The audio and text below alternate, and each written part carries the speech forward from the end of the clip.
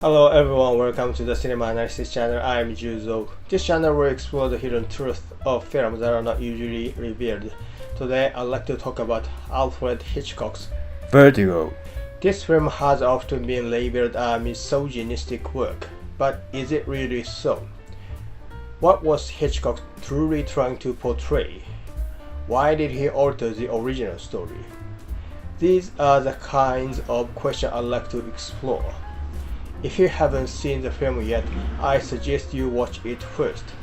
And if possible, I also recommend reading the original novel The Living and the Dead before watching the film. So let's get started. So did you see the film? Created by a team of talented individuals and carrying high expectations, this film was born. The original novel, The Living and the Dead, was written by Pierre Boileau and Thomas Nasjak. They also wrote the story of Le Diabolique, widely considered to be the greatest psycho thriller film ever made. In my opinion, no work has surpassed Le Diabolique in this genre, and none ever will.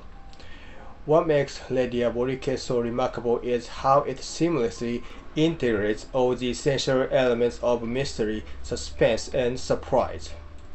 The protagonists are driven to commit a crime. Strange events unfold before their eyes. They are tormented by the mystery. A shocking twist is revealed at the end, and the mystery is resolved. After the success of Le Diabolique, Boileau and Nasjak wrote another story, hoping it would be adapted into a film by Hitchcock. That story became The Living and the Dead, the source material for Vertigo. Like Le Diabolique, this novel features a series of strange occurrences culminating in a dramatic twist ending. Paramount Pictures purchased the film rights, and Hitchcock eventually brought the story to the screen. This episode is described in the book Hitchcock Truffaut. Interestingly, Hitchcock seemed unaware of the background until Truffaut informed him. The music for the film was composed by Bernard Herrmann, who also created iconic scores for Hitchcock's North by Northwest and Psycho, as well as Orson Welles' Citizen Kane and Martin Scorsese's Taxi Driver. He was a top-tier composer behind many cinematic masterpieces. The film's opening sequence was designed by Saul Bass, a pioneer of artistic title sequences using animation techniques. The slowly spinning spiral designs vividly convey the sensation of vertigo. Saul Bass created the visual design, while John Whitney, one of the early pioneers of computer animation, brought it to life. Thanks to this opening, the audience is already immersed in the unsettling feeling of vertigo before the story even begins. In the original novel, the setting is France during World War II. The protagonist is exempt from military service due to pleurisy. Like in the film, he develops agoraphobia after witnessing a colleague fall to his death. He is portrayed as a man who lacks confidence in his masculinity, both because he is unfit for military service and because of his fear of heights. In contrast, the film Vertigo is set in 1950s San Francisco. The protagonist, Scotty, played by James Stewart, receives a strange request from his old friend Elster to follow Elster's wife Madeleine, who has been behaving in increasingly bizarre ways. Elster takes his wife to a restaurant and points her out to Scotty. Here, Madeleine, played by Kim Novak, appears for the first time. This scene is still praised to this day. But what makes it so remarkable? The camera pans through the interior of Ernie's, the restaurant where Elsa and Madeleine are dining. At this point, the audience voluntarily notices a woman deep in the frame. Of course, this is the result of Hitchcock's skillful direction. When a woman is shown with her bare back exposed, the audience's attention is naturally drawn to her. Moreover, she's the only one wearing green. The restaurant's interior is red, and green is a complementary color of red. This makes her stand out even more against the background.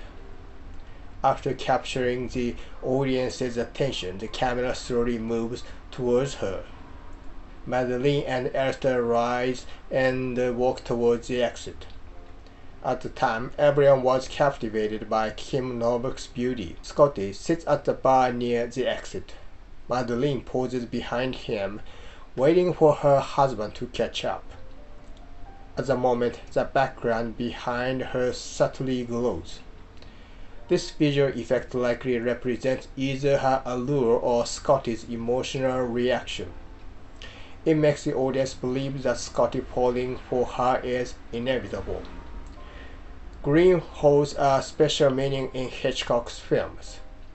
It often symbolizes the supernatural, the unreachable, or even the realm of death. Originally, Hitchcock had planned to cast Bella Miles as Madeline. She plays the sister of Janet Leigh's character in Psycho, the one who is murdered in the iconic shower scene. However, Vera Miles became pregnant, making her unavailable for the role. Instead, Kim Novak was cast, but it's said that the relationship between her and Hitchcock during filming was not particularly good. Scotty begins following Madeline, trying not to be noticed. Their two cars move through the streets of San Francisco. There's a reason why this city was chosen as the setting. San Francisco is a city of steep slopes.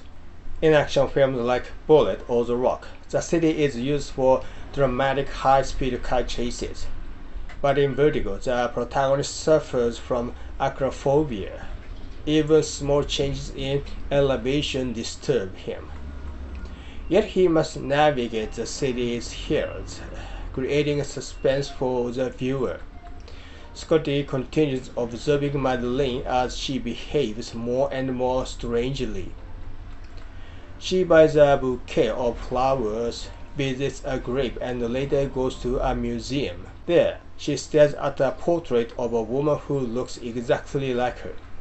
Madeline has even purchased the same bouquet that appears in the painting. It seems as though she is identifying with the woman in portrait. The name on the gravestone and the name of the woman in the painting is Carlotta. Here, Hitchcock's visual technique shines once again. Madeline Sr., her hairstyle is spiral-shaped, evoking the sensation of being drawn into a deep vortex. For someone with acrophobia, this creates a disturbing, vertiginous image. Scotty visits a bookstore owned by a man well-versed in local history and asks about Carlotta. He learns that Carlotta was driven mad after losing her child and ultimately took her own life. During this explanation, the screen slowly fades to black, a clear directional choice by Hitchcock. It begins to seem that Madeline is possessed by the spirit of Carlotta, and this explains her strange behavior. Scotty and the audience begins to wonder, how can she be saved?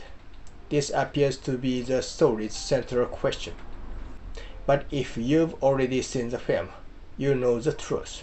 Madeline is actually another woman, Judy, who was hired by Elster to play a role. All her strange actions were part of a calculated performance to deceive Scotty. Later, she pretends to commit suicide, but in reality, Elster murders his real wife, Madeline, and makes it look like a suicide. Then he gets Scotty to testify to Madeline's suicide. It was an elaborate and chilling scheme. With that in mind, let's take a closer look at what unfolds next. Again, Scotty follows Madeline. She jumps into San Francisco Bay and Scotty dives in after her to save her. Of course, this suicide attempt is an act meant to deceive Scotty. Though she appears to lose consciousness, that too is staged. At this point, Scotty calls her name Madeline for the very first time. After rescuing her, he removes her wet clothes and dresses her in dry ones.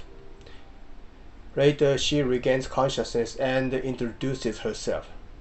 She had already known she was being followed and remembers being called Madeline, even while supposedly unconscious. While Madeline is recovering in Scotty's room, he receives a phone call from the client, Esther. Scotty reports that she jumped into the bay. This part differs from the original novel. In the book, when he receives a phone call, he does not report that she jumped.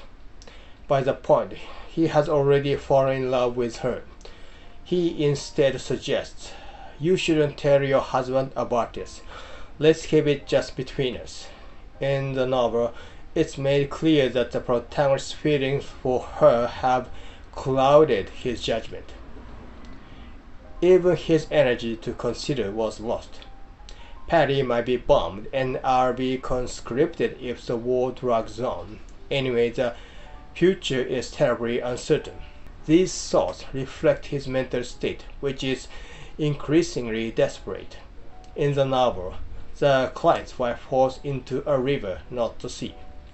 The client is aware of this incident. When the protagonist rescues her, it is their first meeting. He tells her to keep it a secret, and the client knows this as well. However, the protagonist forgets the agreed upon story and later tells the client something like, "If I hadn't been there, who knows what would have happened to her," not realizing this contradicts their plan.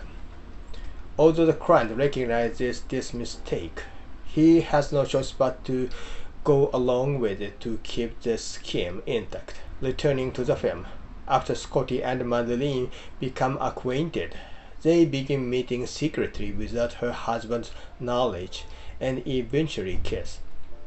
Madeline's act continues. She describes a recurring nightmare.